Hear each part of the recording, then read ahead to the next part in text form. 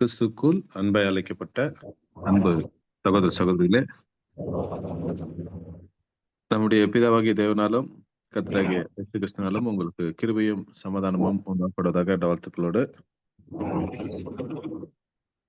நம்ம இந்த காலை தியானத்துக்குள்ளாக கடந்து செல்வதற்கு முன்பாக ஒரு ஜெபத்தோடு கூட நாம் இந்த ஒரு காலை தியானத்துக்குள்ளாக கடந்து செல்லலாம். ஜெபம் செய்வோம்.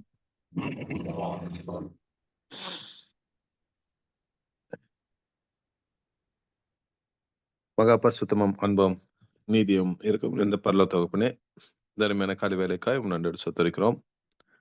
உம்முடைய கிருபை, உம்முடைய இரக்கம் இந்நாளிலும் கூட எங்களை காத்து தப்பு வைத்து எங்களை போஷித்து வந்த நல்ல கிருபைக்காக நன்றி தகப்பனே. இந்த ஒரு காலை தியானத்தில் கூட உம்முடைய கரம் எங்கள் மத்தியில இருந்து இந்த ஒரு நாளை தொடங்குவனுமாக உம்முடைய வார்த்தையின் அடிப்படையில இந்த ஒரு காலை தியானத்தை நீங்கள் கொடுத்ததுக்காக நன்றி தகப்பனே. இந்த ஒரு வேதத்தின் ரகசியங்கள் எங்களுக்கு பிரயோஜனமாகவும் இந்த ஒரு நாளை நாங்கள் கடந்து செல்ல எங்களுக்கு பலனாகவும் இருக்கும்படியாக ஜெபிக்கிறோம் தகப்பனே. அப்படியே தகப்பனே, எனக்கு காணப்படுவதான உங்களுடைய பிள்ளைகளையும் நினைவு கூறுகிறோம். அவர்களுக்கும் இந்த ஒரு வார்த்தைகள் பிரயோஜனமாகவும் இந்த ஒரு நாளை கடந்து செல்லவும் வெற்றிகரமாகவும் இந்த ஒரு நாளை முடிக்கவும் எங்கள் கிருபை பாராட்டும்படியாக ஜெபிக்கிறோம் தகப்பனே. எல்லாவற்றையும் நீரே பொறுப்பேற்றுக் கொள்ளும். எல்லாவற்றையும் எங்கள் லட்சியம் எங்கள் நிற்பமாக்கிய இயேசுவில் கேட்கிறோம் என் நல்ல பிதாவே, ஆமென். கிறிஸ்துக்குள் அன்பான சகோதர சகோதரிகளே, இன்றைக்குரிய பரலோக மன்னா நாம் வாசிக்க கேட்கலாம். Daily Heavenly Manna, January 11. His words was in my heart as a burning fire, shut up in my bones, and I was weary with forbearing, and I could not stay. Jeremiah 29. Let us, who are privileged to remain to this time of favor, blessing and enlightenment, give glory to the Lord, and see to it that the loving disposition of John is manifested in us, and also his energy, his zeal. For while he is called the loving disciple, we are to remember also that he was, because in an important zeal, styled with his brother Boanerges, son of thunder. Let us be full of energy, full of sacrifice, which love prompts, that we may glorify the Lord in our bodies and spirit, which are his. The text again: His word was in my heart, and as a burning fire, shut up in my bones, and I was weary with the forbearing, and I could not stay. Jeremiah 29. அன்பான சகோதர சகோதரிகளே, இன்றைக்குரிய பரலோகம்னா எரோமியா 20ஆம் அதிகாரம் 9வது வசனத்தின் அடிப்படையில நமக்கு கொடுக்கப்பட்டிருக்கு. மிக முக்கியமாக இந்த ஒரு வார்த்தைகளை நாம் படிக்கும்போது எரோமியா 20ஆம் அதிகாரம் 9வது வசனத்துல தீர்க்கதரிசியாகிய எரோமியா சொன்ன வார்த்தைகளை வைத்து நமக்கு பரலோகம் மன்னா விலைக்குறியாக கொடுக்கப்பட்டிருக்கு. முக்கியமாக அந்த வார்த்தை பேசுகிறதுக்கான அந்த ஒரு காரணத்தை நாம் படிக்கும்போது இந்த ஒரு பரலோகம் மன்னா நமக்கு அறிந்து கொள்வதற்கு சுலபமாக இருக்கும் என்று நம்ம விசுவாசிக்கிறோம். நம்ம தீர்க்கதரிசியாகிய எரோமியா இந்த ஒரு வார்த்தையை சொல்வதற்கான காரணத்தை பத்தி நம்ம அங்க வாசிக்கும் போது 20ஆம் அதிகாரம் 9வது வசனம், ஆதலால் நான் அவரை பிரஸ்தாபம் பண்ணாமலும் இனி கர்த்தருடைய நாமத்திலே பேசாமலும் இருப்பேன் என்றேன். ஆனாலும் அவருடைய வார்த்தையை என் எலும்புகளில் அடைப்பட்டு எரிகிற அக்கினியைப் போல் என் இருதயத்தில் இருந்தது. அதை சகித்து இளைத்து போனேன், எனக்கு பொறுக்க கூடாமற்று போயிற்று. மிக முக்கியமாக தீர்க்கதரிசியாகிய எரோமியா என்னதான் சொல்ல வரார் அப்படின்னு பார்க்கும்போது, கர்த்தருடைய வார்த்தை எரோமியாவுக்கு கொடுக்கப்பட்டது. இஸ்ரேல் ஜனங்களுக்கோ இல்ல அந்த ஒரு ராஜாக்கோ அதை சொல்வதற்காக. அந்த ஒரு வார்த்தையை அவர் போய் அங்கே சொல்லும் போது அவருக்கு கிடைத்ததான அந்த ஒரு பலன் என்னன்னா, அவமானமும் நிந்தையும் தான் அவருக்கு கிடைத்தது. அந்த அவமானமும் நிந்தையும் அவர் வாங்கி கொள்ளும் போது கர்த்தரிடத்துல அவர் என்ன பண்றார் அப்படின்னா, இனிமேல நான் உம்முடைய வார்த்தையை நான் இந்த ஒரு ஜனங்களுக்கு சொல்ல மாட்டேன் அப்படின்ற ஒரு நிபந்தனையை தன்னுடைய இருதயத்துல ஏறெடுக்கிறதாக பார்க்கணும். ஆனாலும் கர்த்தருடைய வார்த்தை அவர் கேட்டு அவருடைய இருதயத்துல இருக்கிறதுனால அவர் அந்த ஒரு வார்த்தைகளை அவர் அடக்கி வைத்து கொள்ளாதபடிக்கு தன்னிடத்துல அந்த ஒரு அவருக்குள்ள பற்றி எரிகிற அந்த ஒரு அக்கினி, அந்த ஒரு தேவனுடைய வார்த்தை அது எப்படியாப்பட்டது என்பதை வந்து அவர் என்ன பண்றாருன்னா இங்க வலியுறுத்தி சொல்றதாக பார்க்கிறாரு. அப்போ தேவன் சொன்ன வார்த்தையை அவர் ஜனங்களுக்கு சொல்லும்போது அவருக்கு நிந்தையும் அவமானம் வந்தாலும் கூட, ஆனா அவருடைய தேவனுடைய வார்த்தைகள் வந்து அவருடைய இருதயத்துல இருக்கும்போது அவருக்குள்ள அது பற்றி எரிகிற ஒரு அக்கினி போல அது இருக்கு அப்படின்றத வந்துட்டு என்ன பண்றாருன்னா இங்க சொல்றாரு. அப்போ அவருடைய வாழ்க்கையில அவர் என்னத்தான் ஒரு நிபந்தனைக்குள்ள போறாரு அப்படின்னா, என்னதான் எனக்கு அவமானங்கள், நிந்தனைகள், துன்பங்கள், கஷ்டங்கள் வந்தாலும் கூட, கர்த்தர் எனக்கு சொன்ன வார்த்தையை நான் வந்து பேசாம இருக்க முடியாது அப்படின்றதுக்காக, இந்த ஒரு வார்த்தைய வந்து அவர் பேசுறதாக பார்க்கிறோம். அப்போ தீர்க்கதரிசி அந்த ஒரு வார்த்தையை சொல்லும்போது, தேவனுடைய வார்த்தைக்கு என்ன ஒரு வல்லமை இருக்கிறது. தேவனுடைய வார்த்தை அது வந்துட்டு அது போன காரியத்தை செய்யாமல் அது திரும்பாது அப்படின்னு கூட நம்ம பார்க்கிறோம். அப்போ தேவனுடைய வார்த்தைக்கு இருக்கிறதான அந்த ஒரு மகத்துவத்தை வந்து எரோமியா இங்க சொல்றதாக பார்க்கிறோம். தீர்க்கதரிசியாகிய எரோமியா அவருடைய வாழ்க்கையில நம்ம பார்க்கும்போது, அவர் தன்னுடைய வாழ்க்கையை ஒரு புலம்பலாக கூட என்ன பண்ணியிருக்காருன்னா எழுதியிருக்காரு. தீர்க்கதரிசியிலே அதிகமான துன்பங்கள், கஷ்டங்கள் பட்ட ஒரு தீர்க்கதரிசி அப்படின்னும்போது எரேமியான்னு கூட நம்ம சொல்லலாம். அப்போ தேவனுடைய வார்த்தையை சொல்வதற்காக அவர் என்ன பட்டாரு அப்படின்னா, மற்ற தன்னுடைய ஜனத்தால நிராகரிக்கப்பட்டு, நிந்திக்கப்பட்டு, அவர்களால அவங்க வந்துட்டு துன்பப்படுத்தப்பட்டவராக அவர் காணப்பட்டாரு. ஆனாலும் அவர் அத பத்தி அவர் பொறுப்பெடுக்காதபடிக்கு, தன்னுடைய நண்பர்களால அவர் பறைசாற்றப்பட்டு கூட தேவன் சொன்ன வார்த்தையை அவர் என்ன பண்ணல அப்படின்னா, எந்த ஒரு காரணத்துக்கும் அவர் மூடி வைக்காமல், அதற்கு எதிர்மாறாக அவர் செய்யாதபடிக்கு, தன்னுடைய ஜீவனே போனாலும் பரவால்ல அப்படின்ட்டு என்ன பண்ணிட்டாருன்னா, தேவன் சொன்ன வார்த்தைய மாத்திரம் அவர் செய்து, நமக்கு முன்பாக மிகப்பெரிய ஒரு சாட்சியாக அவர் நிக்கிறதாக பார்க்கிறோம். அதேபோல இன்றைக்குரிய பரலோக மன்னாவுல கூட நமக்கு என்னதான் சொல்ல வர்றாரு அப்படின்னா, நம்ம தேவனிடத்துல பெற்றுக்கொண்டிருக்கிறதான அந்த ஒரு ஆசீர்வாதங்கள், இல்லவென்றால் அந்த ஒரு அறிவு, இதெல்லாம் வந்துட்டு நமக்கு எப்படிதான் இருக்கு அப்படின்னா, கர்த்தருடைய மகிமையை அது வெளிப்படுத்தக்கூடியதாக அது காணப்படுது. அப்போ கர்த்தருடைய மகிமையை வெளிப்படுத்த அத நமக்கு தேவன் வெளிப்படுத்தியிருக்கிறார் அப்படின்னும்போது, வேதத்துல கூட வந்து தேவன் என்ன பண்ணிட்டாரு அப்படின்னா, தன்னுடைய பிள்ளைகளுக்கு கர்த்தராகிய இயேசு கிறிஸ்து மூலியமாக சில பெயர்களை வந்து சூட்டினதாக நம்ம பார்க்கிறோம். அப்போ அப்போஸ்தலனாகிய யோவான் அப்படின்னும்போது அவருக்கு அன்பின் சீஷன் அப்படின்ற ஒரு பெயர் கூட அங்க கொடுக்கப்படுது.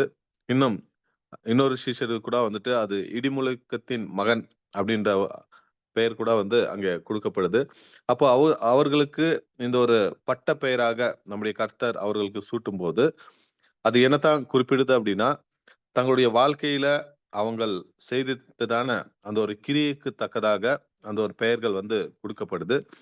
அவர்கள் எந்த அளவுக்கு அன்பு செலுத்திட்டார்கள் அப்படின்னு நம்ம பார்க்கும்போது, அன்பின் சீஷன் அப்படின்னு கர்த்தருடைய வாயிலிருந்து அந்த ஒரு பெயர் வருது அப்படின்னா, எந்த அளவுக்கு அந்த ஒரு யோவான் தன்னுடைய வாழ்க்கையில அந்த ஒரு அன்பை வந்துட்டு கர்த்தருக்கோ, இல்ல மற்றவர்களுக்கோ அவர் காண்பிச்சிருப்பாரு.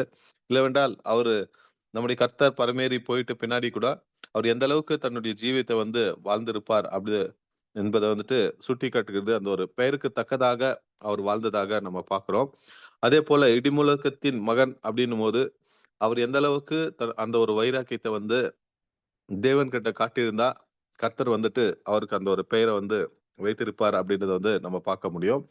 அப்போ அப்போஸ்தலர்கள், இல்ல பரிசுத்தவான்கள் எல்லாருமே வந்து தேவனுடைய மகத்துவத்தையும், அவருடைய கிருபையையும் அவர்கள் பார்த்தும்போது, கண்டிப்பாக வந்து அவர்களால சும்மா இருக்க முடியாமல், அவங்க என்ன பண்ணிட்டாங்க அப்படின்னா, தங்களுடைய சரீரத்த வந்து அவங்க முற்றிலுமாக அர்ப்பணிக்கப்பட்டு, தங்களுடைய ஜீவன் போனாலும் பரவால்ல, நம்ம கர்த்தருடைய நாமத்தை வந்து பிரஸ்தாபப்படுத்துவோம். பிதாவாகிய தேவனுடைய நாமத்தை பிரஸ்தாபப்படுத்துவோம் என்று என்ன பண்ணிட்டாங்க அப்படின்னா, தங்கள் ஜீவனை இழந்ததாக பார்க்கிறோம்.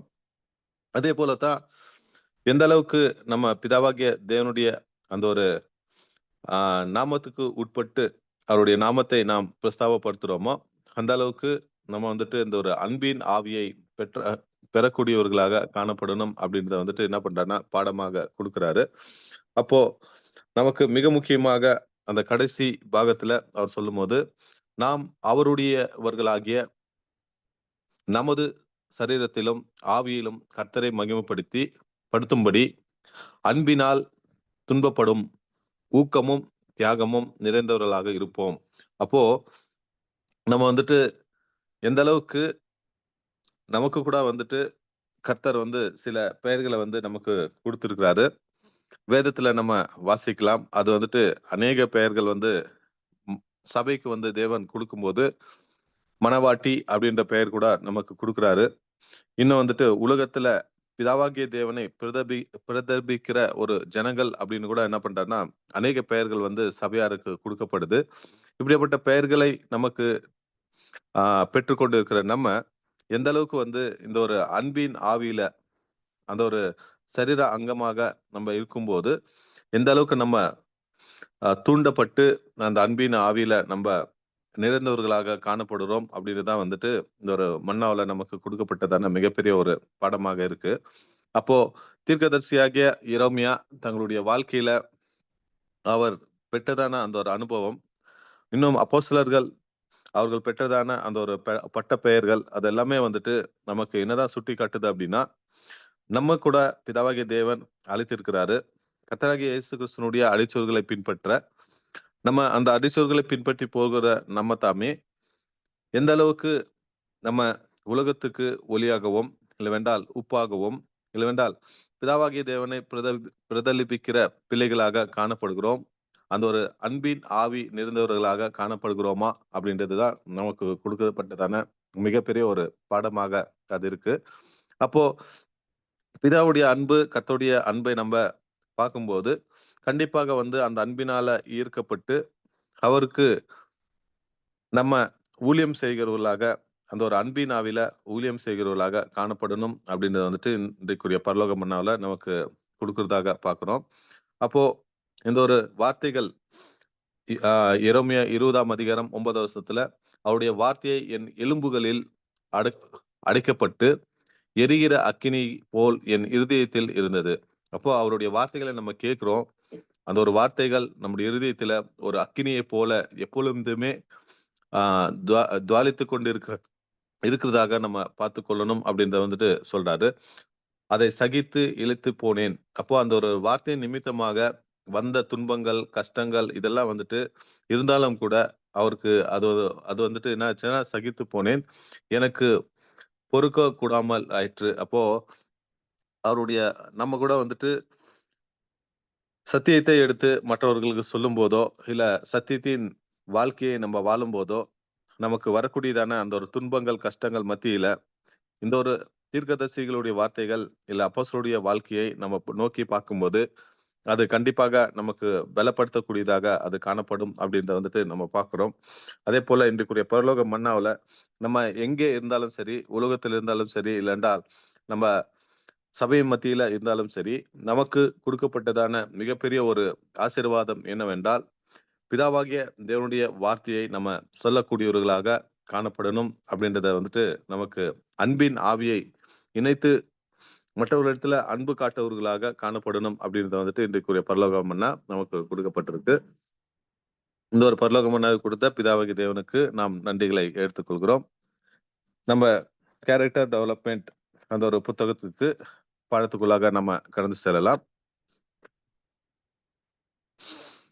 மிக முக்கியமாக கேரக்டர் டெவலப்மெண்ட்ல ரீப்ரின்ஸ் நம்பர் 2198 அறிவு என்னக்கூடிய அந்த ஒரு தலைப்பின் கீழாக நம்ம பாடத்தை நம்ம பார்த்து கொண்டு வருகிறோம். 18வது கேள்வியில அன்புக்கும் அறிவுக்கும் உள்ள தொடர்பு என்ன அப்படின்ற ஒரு கேள்விக்கு சில நாட்களாக நம்ம பதில பார்த்து கொண்டு வருகிறோம். இன்னைக்கு கூட இந்த 18வது கடைசி பாகத்தை இன்னைக்கு பார்க்க போறோம். மிக முக்கியமாக ரீப்ரின்ஸ் நம்பர் 2198 அதுல என்னதான் கொடுக்குறார் அப்படின்னு பார்க்கும்போது இந்த ஒரு கேள்வி கூட நமக்கு அருமையாக அந்த ஒரு கேள்வியை நம்ம அண்டர்ஸ்டாண்ட் பண்ணும்போது இந்த ஒரு பதில் கூட நமக்கு சுலபமாக புரிந்து கொள்ளக்கூடும் அப்படின்றத பார்க்கிறோம். அன்பிற்கும் அறிவுக்கும் உள்ள தொடர்பு என்ன? அப்போ அன்பு எனக்கூடியதும் அறிவு எனக்கூடியதற்கும் இரண்டுக்கும் உள்ள தொடர்பு என்ன அப்படின்றதுதான் கேள்வி. அதை நம்ம பார்க்கும்போது தேவனுடைய பிள்ளைகள் தேவனிடத்துல அர்ப்பணம் செய்திருக்கிறார்கள். மிக முக்கியமாக அந்த 2198 9:8 வந்துட்டு அந்த தலைப்பு என்ன கொடுக்குறாருன்னா, அந்த பாடத்தினுடைய தலைப்பு self denial in the interest of the others என்ற ஒரு தலைப்பின் கீழாக இந்த ஒரு பாடம் போகுது. அப்ப அதுல மிக முக்கியமாக அவர் சொல்லும்போது, அர்ப்பணிக்கப்பட்ட தேவ ஜனங்களுக்கு வந்துட்டு மிகப்பெரிய ஒரு பேராபத்து இருக்கு அப்படின்றத வந்துட்டு நமக்கு சுட்டி காட்டாரு. அப்ப அர்ப்பணிக்கப்பட்ட தேவனுடைய பிள்ளைகளுக்கு என்னதான் பேர் ஆபத்து இருக்கு அப்படின்னும் போது, அவர்கள் தங்களுடைய அறிவை முற்றிலுமாக தேவனிடத்துல அர்ப்பணிக்கப்படாவிட்டால், இல்லவென்றால் அவங்க கிட்ட இருக்கிறதான சுதந்திரத்தையும் அவங்க வந்துட்டு அந்த வாய்ப்புகளையும் வந்துட்டு தேவனிடத்துல அர்ப்பணிக்க விட்டால் அவங்களுக்கு மிகப்பெரிய ஒரு ஆபத்து இருக்கு அப்படின்றத வந்துட்டு இங்க சொல்றாரு. ஏன் அப்படின்னா, தேவனிடத்துல அர்ப்பணிக்கப்பட்டவர்கள் வந்து தங்களுடைய தாளந்தை முழுமையாக வந்து தேவனிடத்துல அர்ப்பணிக்கணும். அப்படி அவரு அர்ப்பணிக்காவிட்டால் அந்த ஒரு தாளந்து அவர்கிட்ட இருக்கிறதான அந்த ஒரு சுதந்திரம் அது என்ன ஆகும் அப்படின்னா, அவருக்கு ஒரு பெருமையை கொண்டு வரதாக பார்க்கிறோம். அந்த ஒரு பெருமை அவருக்குள்ள வரும்போது, அ நாளடைவுல அவருக்கு என்ன ஆகும் அப்படின்னா, ஒரு அதிருப்தி அடைவதாக இங்க எழுத்துக்கள நம்ப பார்க்கிறோம். அப்போ அந்த ஒரு அதிருப்தி என்ன ஆகும் அப்படின்னா, மற்றவர்களை ஒப்பிட்டு பார்க்கக்கூடிய அந்த காரியங்கள வந்து வளர்த்திடும் அப்படின்றத வந்து இந்த ஒரு வார்த்தைகள படிக்கிறோம். அப்போ தேவனுடைய பிள்ளைகள் கண்டிப்பாக வந்து இந்த ஒரு அர்ப்பணிக்கப்பட்ட அந்த ஒரு ஜீவியத்துல நம்ம எந்த அளவுக்கு தேவனை அறிகிற அறிவோ, இல்ல சத்தியத்தை அறிகிற அறிவோ அறிந்திருக்கிறோமோ, அந்த அளவுக்கு நம்ம வந்துட்டு முற்றிலுமாக தேவனுக்கு அர்ப்பணிக்கப்படுவது வந்துட்டு ரொம்ப ரொம்ப முக்கியமா இருக்கு. ஏன் அப்டின்னா, இந்த ஒரு வார்த்தையை சொல்லக்கூடியதான காரணம் என்னவென்றால், நம்ம அதிகமாக வந்து அறிவை பெற்றுக்கொள்ளும்போது, அந்த ஒரு அறிவின் நிமித்தமாக நமக்கு என்ன வரும் அப்டின்னா, பெருமை வரக்கூடிய மிகப்பெரிய ஒரு ஆபத்து இருக்கிறதாக பார்க்கிறோம். அது மாத்திரமல்ல, அந்த ஒரு அறிவு அதிகரிக்கும்போது, அத சுதந்திரத்தை நம்ம என்ன பண்ணுவோம் அப்டின்னா, இருமாப்பாய் ஆளக்கூடியவர்களாக காணப்படுவோம். அப்போ அறிவு எனக்கூடியது வந்து ரொம்ப ரொம்ப முக்கியமா இருக்கு. ஆனா, அந்த ஒரு அறிவு பெருகும்போது, அதற்கு கூடிய அந்த ஒரு ஆபத்த வந்து நம்ம புரிந்து கொள்வது ரொம்ப ரொம்ப முக்கியம். ஒரு உதாரணத்துக்கு நம்ம பார்க்கும்போது, இந்த ஒரு நாட்கள்ல நம்ம வந்து சென்ற காலத்துல வந்து நம்ம பாபிலோன்ல இருந்திருப்போம். அந்த பாபிலோன்ல இருக்கும்போது, நம்முடைய வாழ்க்கை, அந்த ஒரு வாழ்க்கை முறைகள் எல்லாமே வந்து எப்படி காணப்படும் அப்படின்னா, தேவனுக்கு பிரியமான அந்த ஒரு வாழ்க்கையா இல்லாதபடிக்கு, வேதத்துக்கு அது அபாத்திரர்களாக நம்ம வாழ்ந்த நாட்கள் அது இருக்கும். எப்போ நமக்கு சத்தியம் கிடைக்கப்பட்டதோ, அப்போ என்ன பண்ணிட்டோம் அப்படின்னா, அந்த ஒரு அ வாழ்க்கையை விட்டு நம்ம உண்மையான வாழ்க்கை வாழணும் அப்படின்னு அவருக்கு நம்ம அர்ப்பணம் செய்து, அந்த ஒரு பாபிலோன விட்டு நம்ம வெளிய வந்திருப்போம். அப்போ இங்க வந்துட்டு நம்ம அந்த பாபிலோனை பார்க்கும்போது, நமக்கு எப்படி இருக்கும் அப்படின்னா, ஒரு சில அருவருப்புகள் நமக்கு காணப்படும். வேதத்தின் அடிப்படையில அவங்களுடைய வாழ்க்கை இல்லாதபடிக்கு, அப்படியாக வாழ்றாங்கோ அப்படின்றத நம்ப பார்த்திருப்போம்.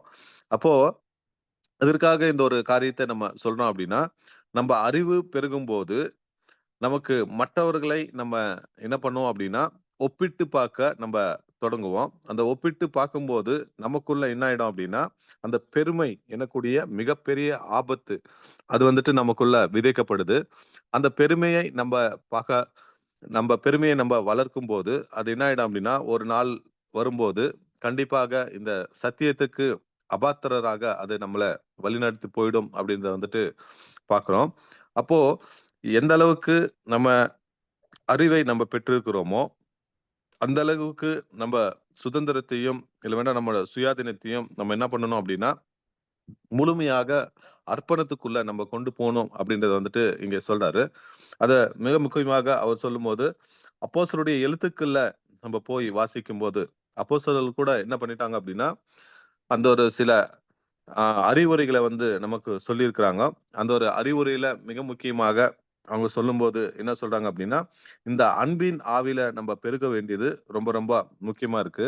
இந்த அன்பின் ஆவி நம்மிடத்துல பெருகும்போது, கண்டிப்பா தேவன் மேல வந்துட்டு நமக்கு என்ன இருக்கும் அப்படின்னா, தேவனை அறிந்து கொள்ளக்கூடிய அந்த அறிவுல இன்னும் அதிகமாக அந்த ஒரு நாட்டத்தை நாம் காண்பிப்போம் அப்படின்றத வந்துட்டு அப்போஸ்தலர் சொல்றதாக பார்க்கிறோம். 1 கொரிந்தியர் 8ஆம் அதிகாரம் 1லிருந்து 13 வசனங்கள் வந்து இந்த ஒரு பாடத்துல கொடுக்கப்பட்டிருக்கு. அதுல மிக முக்கியமாக தேவன் எப்படியாப்பட்டவர், அவரு எப்படியாப்பட்டவராக இருக்கிறாரு, ஜனங்கள் எப்படியாப்பட்டவர்களாக இருக்கிறாங்கோ, நம்ம தேவனை அறியும் போது நம்முடைய குணலட்சணங்கள் வந்துட்டு என்ன ஆகணும் அப்படின்னா, நாளுக்கு நாள் அது வந்து மெருகூட்டப்பட்டிருக்கணும் அப்படின்றத வந்துட்டு சொல்றாரு. அப்போ எந்த அளவுக்கு நம்ம அன்பின் ஆவியில வளர்றோமோ அந்த அளவுக்கு நமக்கு கண்டிப்பாக வந்து ஆபத்து குறைவாக இருக்கும் அப்படின்றத வந்துட்டு பாக்குறோம். உதாரணத்துக்கு ஒரு கோதுமை செடி அது அதிகமான பலன்களை கொடுக்கும் போது கண்டிப்பாக வந்து அது தன்னை உயர்த்தி கொள்ள முடியாது. ஏன்னா அதிகமான மணிகள் அதுக்குள்ள இருக்கும்போது அது வானத்தை எட்டி பார்க்காதபடிக்கு தன்னை முற்றிலுமாக தாழ்த்தி கொண்டு அது வளருவதாக பார்க்கிறோம். இதே வந்து ஆவிக்குரிய ரீதியில நம்ம ஒப்பிட்டு பார்க்கும்போது எந்த அளவுக்கு நம்ம அறிவை பெற்றுக்கொள்கிறோமோ அந்த அளவுக்கு நம்ம அன்பில நம்ம பெருக வேண்டியவர்களாக காணப்படுறோம். அப்போ இந்த ஒரு அறிவுக்கு நம்ம முக்கியத்துவம் கொடுத்து அந்த நமக்கு எல்லாமே தெரியும் இல்லவென்றால் அதிக காரியங்கள் தெரியும் அப்படின்ட்டு சில எண்ணங்கள் நமக்குள்ள தோன்றாதபடிக்கு நம்ம என்ன பண்ணணும் அப்படின்னா இந்த அன்பை வைத்து நம்ம சுயாதீனத்தை வந்துட்டு நம்ம என்ன பண்ணணும் அப்படின்னா கட்டுப்படுத்தி கொள்ளணும் அப்படின்ற ஒரு வார்த்தையை இங்க சொல்றாரு. அப்போ அன்பு சுயாதீனத்தை கட்டுப்படுத்தும் போது இந்த ஒரு பெருமை எனக்கூடிய அந்த ஒரு வேர் இல்லை வேண்டா பெருமை எனக்கூடிய அந்த ஒரு குணலட்சணம் நமக்குள்ள வளராது அப்படின்றத வந்துட்டு பாடமாக கொடுக்கிறாரு. அப்போ மிக முக்கியமாக அன்பு நம்முடைய நற்குணத்தின் வளர்ச்சியாக அது காணப்படணும். அன்பு அது என்ன பண்ணும் அப்படின்னா தேவன் மேல இன்னும் தொடர்ந்து இசைந்து வாழ்வதற்கு நமக்கு அந்த ஒரு நாட்டத்தை கொண்டு வரும் அப்படின்றத கூட பாடமாக கொடுக்கிறோம் கொடுக்குறாருங்க. அப்போ அறிவு கிடைக்கும் போது நம்ம அன்புல வந்து வளரக்கூடியவர்களாக காணப்படணும் அப்படின்ற மிகப்பெரிய ஒரு பாடத்தை வந்து இங்க கொடுக்குறாரு. அப்போ அன்பிற்கும் அறிவுக்கும் உள்ள தொடர்பு என்ன அப்படின்னு பார்க்கும்போது எந்த அளவுக்கு அறிவு நமக்குள்ள பெருகுதோ அந்த அளவுக்கு அன்பு கூட வந்துட்டு அது பெருகி கொண்டே போக வேண்டும். ஒருவேளை அறிவு பெருகிவிட்டு அன்பு பெருகாவிட்டால் நமக்கு மிகப்பெரிய ஒரு ஆபத்து நமக்கு காத்து கொண்டிருக்கோம். அது என்ன அப்படின்னா பெருமை எனக்கூடிய அந்த ஒரு ஆவி நமக்குள்ள வளரும் அப்படின்றத வந்துட்டு எச்சரிப்பான ஒரு பாடமாக அங்கே கொடுக்கிறாரு. அப்போ வேதத்துல கூட நம்ம வாசிக்கும் போது அன்புக்கு மிக மிக முக்கியத்துவம் வந்துட்டு வேதத்துல கொடுக்கப்பட்டிருக்கு. அது இந்த மாதிரி அன்பு அப்படின்னா அகாப்பே அன்பு. அது எதிரிகளையும் நேசிக்கக்கூடிய அந்த ஒரு அன்புல ஒரு உடன்படிக்கை செஞ்ச அந்த சகோதரர் சகோதரிகள் வந்து வளரக்கூடியது மிக அவசியம் அப்படின்றத வந்துட்டு என்ன பண்றாருன்னா சுட்டி காண்பிக்கிறாரு. அப்போ அந்த ஒரு அகாப்பே அன்பு நம்ம இடத்துல காணப்படாத பட்சத்துல கண்டிப்பாக நம்ம பெற்றுக்கொள்ளக்கூடிய அந்த ஒரு இலக்கை நம்ம அடைய மாட்டோம். நம்ம அந்த ஒரு சரியான ஒரு அந்த அன்பை நம்ம செய்யாத பட்சத்துல கண்டிப்பாக நம்முடைய உடன்படிக்கை வாழ்க்கை அது வீணாகிவிடும் அப்படின்றத ஆபத்தான ஒரு பாடத்தை கூட நம்ம பாக்குறோம். அப்போ அன்பு ரொம்ப ரொம்ப முக்கியமா இருக்கு. அந்த அன்பு எதன் அடிப்படையில அது வளரக்கூடியதா இருக்கு அப்படின்னா அறிவின் அடிப்படையில அது வளரக்கூடியதாக காணப்படுது. எந்த அளவுக்கு நம்ம தேவனையும் கர்த்தரையும் நம்ம அவரை பற்றி கேட்கிறோம், அவரை பத்தி படிக்கிறோம். வேதத்துல அநேக விலக்குறைகள் நமக்கு ஏற்ற கால சத்தியங்கள் நமக்கு கொடுக்கப்பட்டிருக்கு. அப்போ உண்மையான தேவனை நம்ம அறிந்து கொண்டிருக்கிற நம்ம எந்த அளவுக்கு நம்ம அறிந்திருக்கிறோமோ அந்த அளவுக்கு இந்த அன்பின் ஆவி நமக்குள்ள வெளிப்படத்தக்கது ரொம்ப முக்கியமா இருக்கு. இந்த ஒரு காரியத்தை நம்ம பார்க்கும்போது நம்முடைய கர்த்தருடைய வாழ்க்கையில கூட நம்முடைய கர்த்தர் பூமியில வாழும்போது அவருடைய 30 வருட காலங்கள் வந்து அவர் என்ன பண்ணியிருந்தாருன்னா ஒரு மனுஷனாக அவர் வாழ்ந்து அந்த 30வது வயதுல அவர் என்ன பண்ணிட்டார் அப்படின்னா அந்த ஒரு ஞானஸ்தானை பெற்றுக்கொண்டு அந்த யோர்தான்ல 40 நாள் அவர் என்ன பண்ணிட்டார் அப்படின்னா ஆஹ் ஜெபத்தோடு கூட தேவனுடைய திட்டத்தை வந்து அறிந்து கொண்டாரு. அவர் அறிந்து கொள்ளும் போது அவருக்குள்ள இருந்த அந்த ஒரு அன்பு எப்படிப்பட்டதாக இருந்துச்சு அப்படின்னா இன்னும் பரிபூர்ணம் அடைந்து அந்த ஒரு அன்பில அவர் நிலைத்திருந்து அவர் என்ன பண்ணிட்டார் அப்படின்னா பிதாவாகிய தேவனுடைய அந்த ஆழமான திட்டங்களை அறியும் போது அவருக்கே முற்றிலுமாக அவர் கீழ்ப்படிந்தவராக காணப்படுகிறார். அப்போ எல்லாத்துக்குமே உதாரணம் யார் அப்படின்னா நம்முடைய கர்த்தர் மாத்திரமே அது பொருந்தக்கூடியவராக காணப்படுறாரு. அப்போ கர்த்தர் எந்த அளவுக்கு அந்த ஒரு சத்தியத்தை பிதாவாகிய தேவனால பெற்றுக்கொண்டாரோ அந்த அளவுக்கு அவர் என்ன பண்ணிட்டார் அப்படின்னா தன்னுடைய உடன்படிக்கை வாழ்க்கையை அவர் நேர்த்தியாக அவர் செய்து முடித்தார் அப்படின்றத பாக்குறோம். அப்ப அதுக்கு காரணம் என்ன என்றால் பிதாவாகிய தேவனுடைய அந்த ஒரு வார்த்தைகள் அவரால் கொடுக்கப்பட்ட அந்த ஒரு திட்டங்கள் அது என்னாச்சு அப்படின்னா அவரை அர்ப்பணித்துக்குள்ள போவதுக்கு உதவிகரமாக அது இருந்தது. அப்போ அவருடைய வார்த்தைகள் அது அவ்வளவு வல்லமை உள்ளதாக காணப்படுது. அதுல அவர் என்ன பண்ணிட்டார் அப்படின்னா, அந்த ஒரு அகாப்பிய அன்புல தாம் மரணம் வரைக்கும் அவர் இருந்து அதை என்ன பண்ணிட்டார், நிரூபித்து காண்பித்ததாக பார்க்கிறோம். அதே போல அப்போஸ்தலர்கள் கூட இந்த ஒரு அவருடைய வாழ்க்கையில நம்ம பார்க்கும்போது, அவர்கள் கூட எந்த அளவுக்கு அந்த பிதாவாகிய தேவனுடைய அன்பையும் மற்றும் கர்த்தராகிய இயேசு கிறிஸ்துவனுடைய அந்த ஒரு அன்பையும் பார்த்தார்களோ, தேவனுடைய திட்டத்தை பார்த்தார்களோ, அந்த அளவுக்கு அவங்க தங்களுடைய உடன்படிக்கை வாழ்க்கையை அவங்க என்ன பண்ணிட்டாங்க அப்படின்னா, ஆஹ் தங்களுடைய உடன்படிக்கை வாழ்க்கையை அவங்க வாழ்ந்து காட்டுனதாக பார்க்கிறோம். அதே போல நமக்கு கூட மிகப்பெரிய ஒரு பாடம் என்னவென்றால், நம்ம கூட வந்துட்டு பிதாவாகிய தேவனையும் அறிந்திருக்கிறோம். கர்த்தராகிய இயேசு கிறிஸ்துவனுடைய அதோடைய நாமத்தையும் நம்ம அறிந்திருக்கிறோம். அவருடைய திட்டத்தையும் இந்த ஒரு ஏற்றக்கால சத்தியங்களையும் நம்ம படித்துக் கொண்டு இருக்கிறோம். அப்போ படித்துக் கொண்டு இருக்கிற நமக்கு நமக்கு அந்த ஒரு அன்பின் ஆவி எந்த அளவுக்கு நமக்குள்ள காணப்படுது அப்படின்னு தான் கேள்வியாக அது இருக்கு. அந்த அன்பின் ஆவி இல்லாவிட்டால், அந்த அன்பில நம்ம மெருகூட்டி படாத பட்சத்துல கண்டிப்பாக நம்ம என்ன பண்ண முடியாது அப்படின்னா, பிதாவாகிய தேவன் வைத்திருக்கிறதான அந்த ஒரு பந்தய பொருளை நாம் பெற்றுக்கொள்ள முடியாது அப்படின்ற ஒரு அஹ், அஹ், பாடத்தை கூட இந்த ஒரு சிறு பாகத்துல வந்து கொடுக்கிறாரு. அப்போ மிக முக்கியமாக அன்புக்கும் அறிவுக்கும் உள்ள தொடர்பு என்ன அப்படின்ற அந்த ஒரு கடைசி பாகத்துல நம்ம கொடுக்கக்கூடியதான பாடம் என்னவென்றால், ஒரு எச்சரிப்பு நம்ம இடத்துல வந்து பெருமை வளராதபடிக்கு நம்ம பார்த்து கொள்ளணும். அந்த பெருமை நமக்குள்ள வந்துச்சேன்னா கண்டிப்பா வந்து என்ன பண்ண முடியாது அப்படின்னா, அன்பின் ஆவியை நம்மால ஆஹ் வளர்த்து கொள்ள முடியாது. அன்பின் ஆவி இருக்கும்போது நம்ம இடத்துல நற்குணம் அது வளரும். அது மாத்திரமல்ல, தேவனுக்கு இசைவாக வாழ்வதற்கு இந்த அன்பு நமக்கு உதவிகரமாக இருக்கும் அப்படின்றத வந்துட்டு பார்க்கிறோம். அப்ப அந்த அறிவு நமக்கு கிடைக்கும் போது எந்த அளவுக்கு அறிவு பெருகுதோ அந்த அளவுக்கு நம்ம அன்புல கூட வந்து பெருகக்கூடியவர்களாக காணப்படணும் அப்படின்ற ஒரு அருமையான வார்த்தையை வந்து இன்னைக்கு இந்த ரீபெரன்ஸ் நம்பர் 2198ல கொடுக்குறாரு. அப்போ இந்த ஒரு பாகத்தை கூட இந்த 18வது கேள்வி இதோட முடியுது. நாளைய தினத்துல வரக்கூடிய நாட்கள்ல வந்து 19வது கேள்வியை பார்க்க தேவன் நமக்கு கிருபை பாராட்டுவாராக. பொறுமையோடு கேட்ட உங்களுக்கு தேவ சமாதானம் ஆட்கொண்டு நடத்துவதாக. நம்ம இந்த ஒரு பாகத்தினுடைய முடிவுக்குள்ளாக நாம் கடந்து வந்திருக்கிறோம். இனிப்பிலே காணப்படுகிறதான ஆஹ்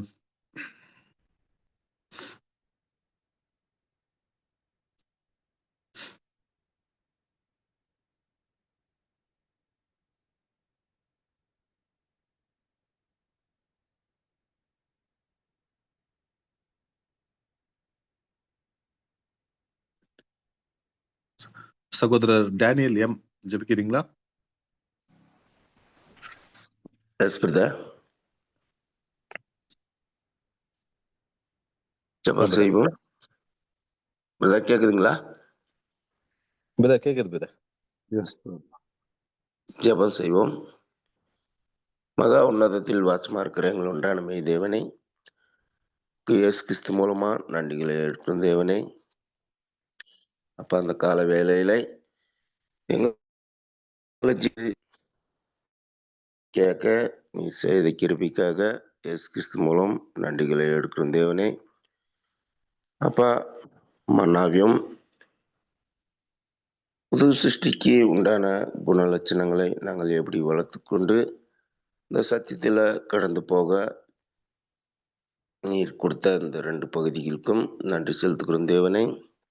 அப்போ அந்த வார்த்தைகளை கேட்டு நாங்கள் இங்கே விட்டு விடாமல் எங்கள் ஆவிக்குரிய வளர்ச்சிக்குள்ள நாங்கள் உண்மையாக ஜீவித்து ஒவ்வொரு நாளும் சத்தியத்தை கேட்டு அதன்படி நடந்து எங்கள் வாழ்க்கையை நாங்கள் பிரயோஜனமாக நடத்தி கொண்டு போகிறதுக்கு நீங்கள் உதவியாக இருக்கிறீங்க தகப்பனே. அப்போ அது மட்டும் இல்லை தகப்பனே, ஒவ்வொரு நாளும் எங்களுக்குள்ள இருக்கிற இந்த பாவத்தை நாங்கள் விட்டு நாங்கள் உண்மையா சத்தியத்துக்குள்ள நடக்க எங்கள் சொந்த பலத்தால் ஆகாத தேவனே, உம்முடைய சத்திய வசனத்தை கொண்டு நாங்கள் ஒவ்வொரு நாளும் சீராக நடந்து கிறிஸ்து சாயல்ல சேர நீர் ஆசீர்வதிக்கணும் தேவனே. அப்பா, நாங்கள் இந்த சத்தியத்துக்குள்ள கடந்து போகிறதுக்கு தடையா இருக்கிற எங்களுக்குள்ள இந்த பாவ காரியங்களை நாங்கள் விட்டு விடுவதற்கு உம்முடைய சத்திய வசனம் எங்களுக்கு அனுக்கிரகம் செய்ய வேணும் தேவனே. அப்பா, பேசின சகோதரனை கூட உங்கள் கருத்தில் கொடுக்குறோம். அவர் கூட உம்முடைய சத்திய வசனத்தை கொடுத்து இன்னும் அநேக இடத்துல பகிர்ந்து கொள்ளும்படி நீர் ஆசீர்வதிக்கணும் தேவனே. அது எல்லாவற்றையும் ஒப்பு கொடுத்து ஜெபிக்கிறோம் இயேசு மூலம் நல்ல பிதாவே. ஆமென். Thank you brother. ஆமென். Thank you brother. எல்லா சகோதரருக்கும் காலை வணக்கம். தேங்க்யூ.